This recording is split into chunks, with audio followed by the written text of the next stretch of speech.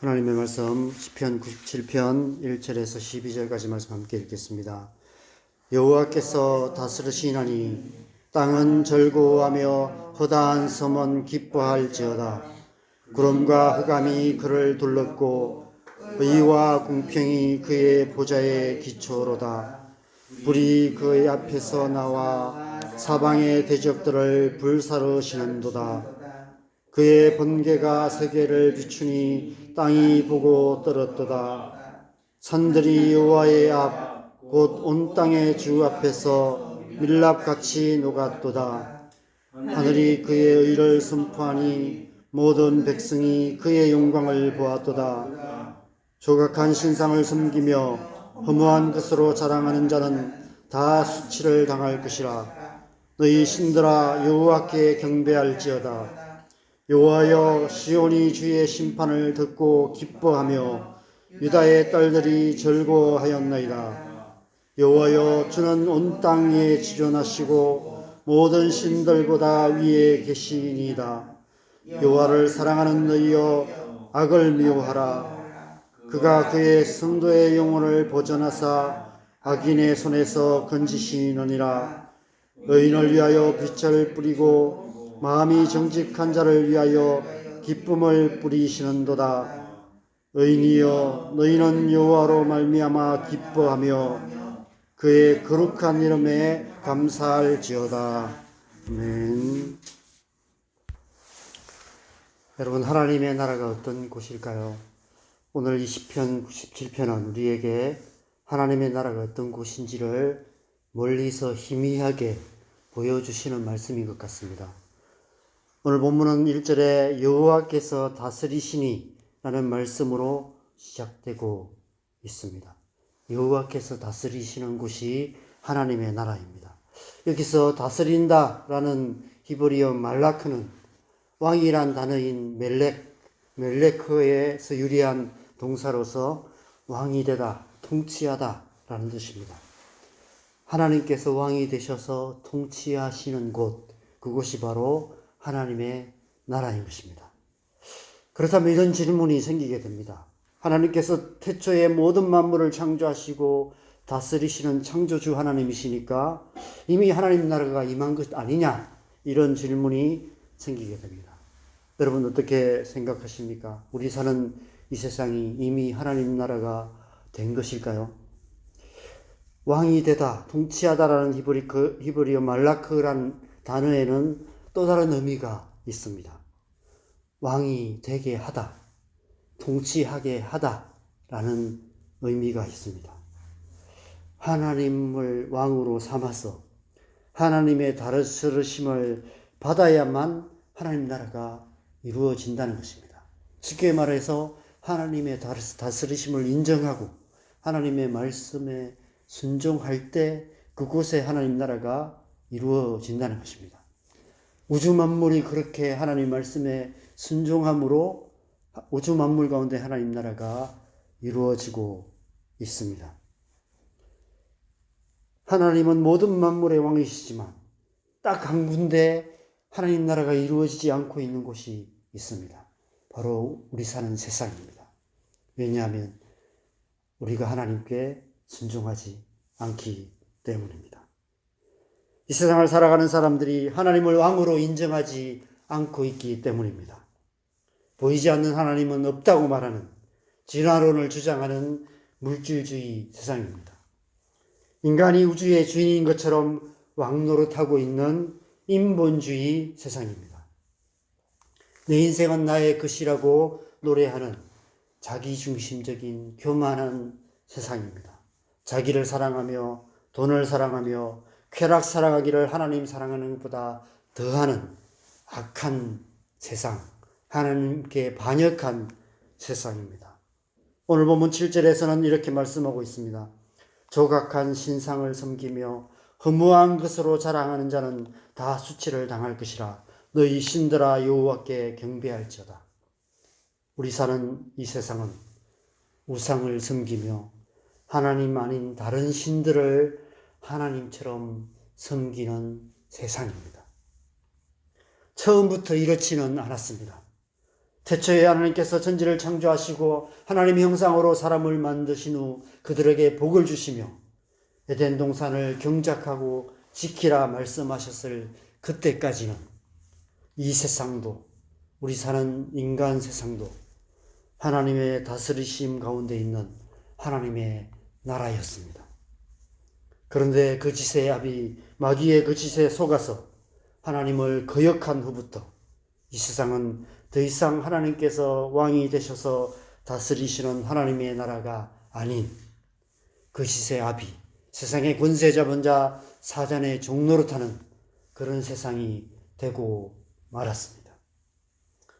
그날 이후부터 지금까지 온 우주 만물은 여전히 하나님의 다스림 안에 있는 하나님의 나라지만, 그러나 우리 사는 이 세상은 하나님의 다스림을 벗어난 먼 나라, 이웃 나라가 되고 말았습니다. 하나님께 반역한 세상, 어둠의 권세의 영향력 아래에 있는 악한 세상이 되고 만 것입니다. 그래서 이 세상에는 불의한 일들이 가득할 수밖에 없습니다. 그래서 이 세상은 점점 더 불공평한 세상이 될 수밖에 없습니다. 왜 그럴 수밖에 없을까요? 오늘 본문 2절 하반절을 보면 그 답을 알 수 있습니다.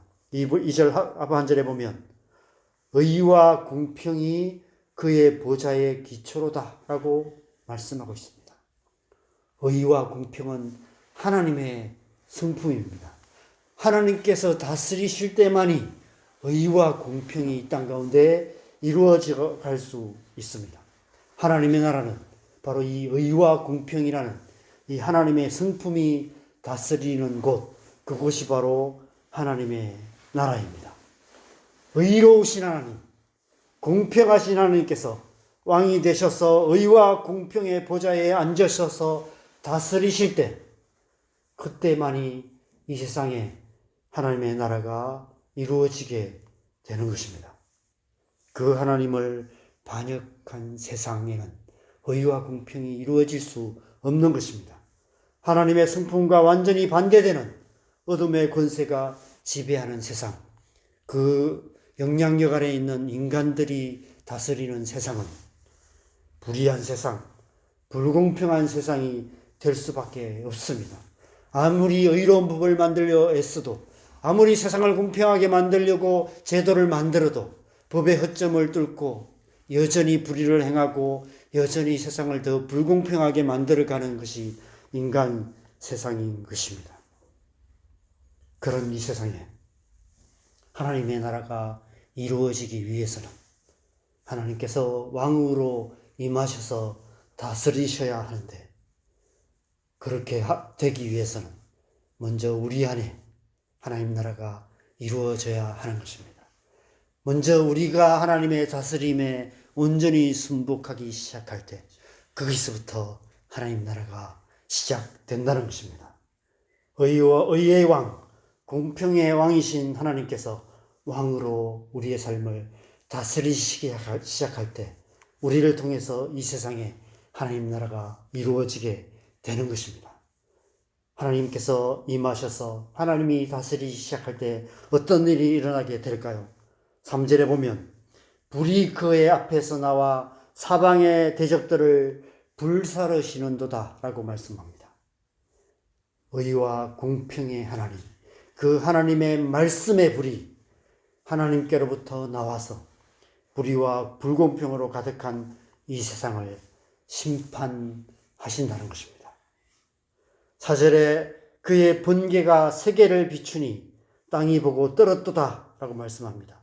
하나님의 의가 번개처럼 온 세상을 비추어 모든 불의한 것들을 파하신다는 것입니다.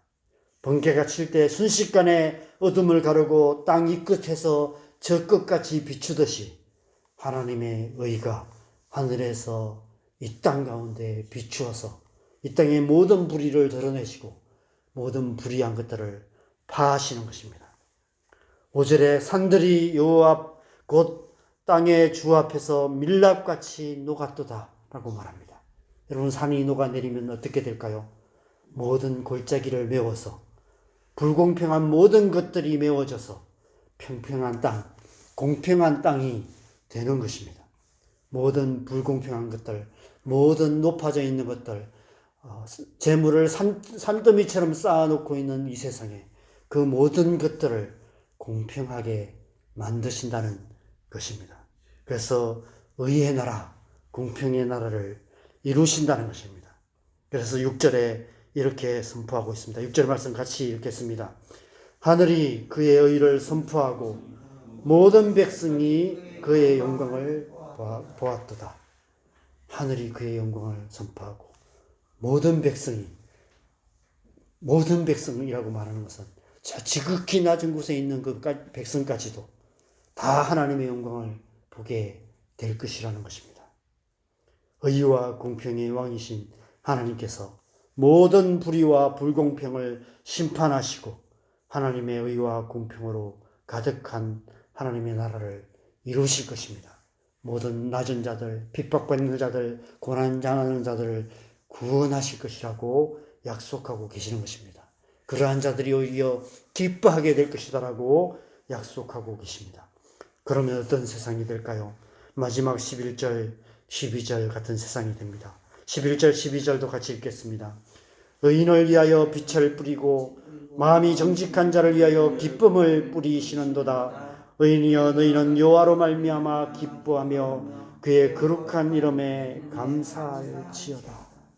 의인을 위하여 하나님께서 빛을 뿌려주시고 마음이 정직한 자를 위하여 기쁨을 뿌려주셔서 하나님으로 말미암아 기뻐하고 감사하는 세상, 하나님의 나라가 이루어지는 것입니다.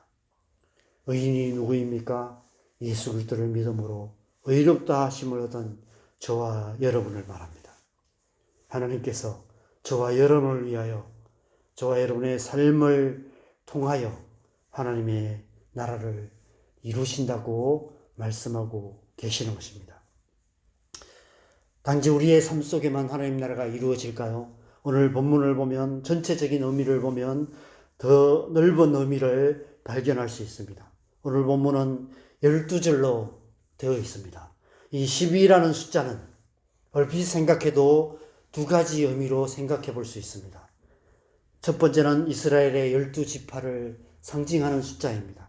모든 나라, 모든 민족들 가운데 하나님의 택하신 하나님의 백성들을 상징합니다. 예수님께서 12사도를 택하신 이유도 그 때문입니다. 12사도를 통해서 땅끝까지 복음이 전거되어서 예수 그리스도를 믿음으로 말미암아 의롭다함을 입은 하나님의 백성들이 땅끝에 가득하게 되는 하나님 나라, 그 나라가 이루어지는 것을 말씀하고 계시는 것입니다. 하나님의 창조의 공간인 온 세상 모든 민족 땅끝까지 의와 공평이 가득한 하나님의 나라, 하나님께서 다스리시는 하나님 나라가 이루어진다는 것입니다. 그래서 땅끝까지 이르러 내 정인이 되라 라고 말씀하신 것입니다. 또한 10이라는 숫자는 1년 12달을 의미하기도 합니다. 하나님의 창조의 또 다른 축인 시간, 공간과 함께 시간을 의미합니다. 세초부터 새말까지, 1월 1일부터 12월 31일까지, 태초부터 마지막까지, 우리가 이 땅에 태어나는 순간부터 우리의 삶이 마치는 그때까지 알파와 오메가 되시는, 처음과 끝이 되시는 하나님께서 다스리시는 하나님의 나라가 이루어져야 한다는 것입니다. 1월 1일부터 마지막 31일까지 하나님의 다스리심 가운데 살아가야 하는 것입니다. 그런데 그 일을 하나님께서 이루신다는 것입니다. 그래서 이 12절 안에 여호와라는 하나님의 이름이 7번 기록되어 있습니다. 1절과 5절과 7절, 8절, 9절, 10절, 그리고 마지막 12절입니다. 무슨 의미일까요? 하나님께서 하나님의 나라를 이루어 가신다는 것입니다. 하나님께서 일하고 계신다는 것입니다. 하나님께서 하나님의 권능으로 역사하고 계신다는 것입니다. 온 땅과 열방 가운데 태초부터 지금까지, 그리고 지금부터 마지막 날까지 이 세상의 역사 한가운데 뛰어들어 오셔서 친히 의와 공평으로 하나님의 나라를 이루어가고 계신다는 것입니다. 그래서 성령께서 이 땅에 오셨습니다. 그래서 성령을 우리 안에 부어주셨습니다. 성령께서 저와 여러분 안에, 교회 안에 행하고 계시는 일이 바로 그 일인 것입니다. 우리 안에, 우리의 삶 속에, 우리의 가정에, 우리가 살아가는 이 땅에, 온 땅과 열방 가운데 하나님의 말씀, 의와 공평이 가득한 하나님의 나라를 이루어가고 계시는 것입니다. 하나님의 나라는 의와 공평의 나라입니다. 하나님의 나라가 얼마나 가까운지를 청량하는 줄자와 저울은 의와 공평인 것입니다. 우리 사는 이 세상이 하나님 나라와 얼마나 가까운지는 우리 이 나라의 모든 영역들 가운데 얼마만큼 의와 공평이 이루어져 있는지를 보면 됩니다. 여러분 어떻게 생각하십니까? 우리 사는 세상이 점점 의로운 세상이 되고 있다고 생각하십니까? 우리 사는 이 세상이 점점 더 공평해져 가고 있다고 생각하십니까? 오늘날 이 세상은 경제적인 지표들로 잘 사는 나라, 못 사는 나라를 구분합니다. 1인당 국민소득이 얼마냐, 국민 총생산이 얼마냐, 이런 것들로 기준을 삼아서 선진국가, 개발도상국가, 후진국으로 나눕니다. 그러나 하나님의 나라는 이 세상의 줄자와 저울로 청량할 수 없습니다. 이 세상이 쓰는 숫자와 부호로 하나님의 나라를 표현할 수 없습니다. 오직 하나님의 의와 공평만이 하나님 나라를 청량하는 줄자와 저울이 되는 것입니다. 그것은 곧 하나님의 말씀인 것입니다. 하나님의 말씀에 얼마나 순복하고 하나님의 말씀인 의와 공평이 얼마나 이 땅 가운데 가득하냐 아니냐가 하나님 나라에 가깝냐 아니냐를 결정하는 것입니다. 우리나라가 그런 나라가 되었으면 좋겠습니다. 이 나라의 법이 그런 법이 되고 이 나라가 하나님의 말씀이 다스리는, 의와 공평이 다스리는 그런 나라가 될 때 이 나라는 하나님 나라에 가까워지는 것입니다. 아무리 경제적으로 잘 사는 나라가 될지라도 빈부의 격차가 커져간다면 하나님 나라로부터 멀어지는 증거일 수밖에 없는 것입니다. 우리가 기도해야 할 기준점이 바로 그것입니다. 의와 공평이 가득한 나라 되게 하여 주십시오. 그것이 우리가 기도해야 할 기준점인 것입니다. 우리 안에, 우리의 삶 속에, 우리의 가정에, 교회에, 이 나라 이 민족 가운데, 그리고 온 땅과 열방 가운데 의와 공평이 다스리는 하나님의 나라, 하나님의 말씀이 다스리는 하나님의 나라가 이루어지도록 우리가 기도해야 하는 것입니다. 저와 여러분 안에 하나님 나라를 청량하는 줄자와 저울이 있기를 소망합니다. 하나님의 말씀이 우리의 심령을 다스리게 되기를 소망합니다. 그 말씀이 우리의 삶의 기준점이 되어서 2024년 새해에는 더욱 하나님의 말씀을 가까이 하고 하나님의 말씀의 다스림을 받음으로 말미암아 우리의 삶을 통해서 의와 공평이 나타나고 우리의 기도를 통해서 이 나라와 이 민족 가운데 온 땅과 열방 가운데 의와 공평이 가득한 하나님 나라가 이루어지는 2024년 되기를 주님의 이름으로 간절히 축원합니다. 함께 기도하겠습니다. 여러분, 하나님은 우리를 다스리시는 분이십니다. 하나님 여전히 왕으로 이 땅 가운데 자정하고 계십니다. 중요한 것은 그 하나님의 다스리심에 온전히 순복하느냐 아니냐인 것입니다. 의와 공평의 보좌에 앉아 다스리시는 하나님 앞에, 그 하나님의 말씀 앞에 온전히 순복하여 의로운 삶을 살고 공평함을 이루어가는 그런 삶을 살아갈 때 우리의 삶에 하나님 나라가 이루어지고 우리의 삶을 통해서 하나님 나라가 이루어지는 것입니다. 그래서 우리는 하나님의 말씀대로 의로운 삶을 살아야 할 뿐 아니라, 그래서 우리는 가난한 자들, 연약한 자들을 돌보고 그들을 향해서 우리가 가진 것들을 흘러보내는 그런 삶을 살아야 하는 것입니다. 땅끝까지 주님의 복음을 전할 뿐 아니라 땅끝까지 가난한 자들, 죽어가는 영혼들을 위해서 기꺼이 우리가 가진 것들을 흘러보내는 삶을 살아갈 때 하나님의 나라, 의와 공평이 다스리는 하나님 나라가 이루어져 갈 수 있는 것입니다. 그것이 우리가 하나님 나라를 사는 법이고, 그것이 교회가 하나님 나라를 이루어가는 법인 줄 믿습니다. 이 시간 우리가 이 한 해 동안 그렇게 살아왔는지를 다시 한번 돌아보며 2024년에는 이 하나님의 말씀대로 살아감으로 하나님의 나라를 이루어가는 복된 한 해 되게 하여 주시옵소서. 함께 기도하십시다. 기도하시겠습니다.